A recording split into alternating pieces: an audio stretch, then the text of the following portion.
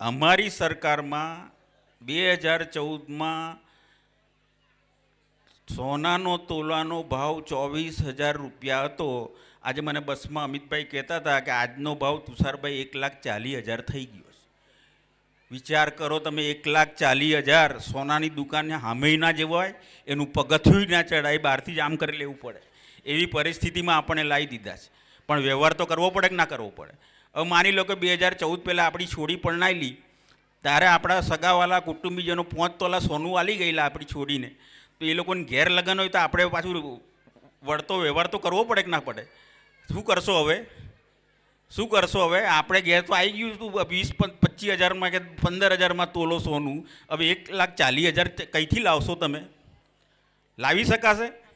વ્યવહાર કરી શકાશે? એટલે નાતમાં આબરૂ જાય કે હા અમે આને ત્યાં લગ્ન હતા ને ત્યાં 2 તોલા સોનું ચડાવી આવેલા ને એ તો આ કશું આલ્યું જ નહીં. પણ કંઈથી આલે? 1,40,000નું તોલું સોનું થઈ ગયું તો. એટલે આવી પરિસ્થિતિમાં આપણે આવી ગયા છે. એ પરિસ્થિતિ બદલવી હોય, તમારા સારા દિવસો લાવવા હોય તો તમારે આ સરકાર બદલવી પડશે.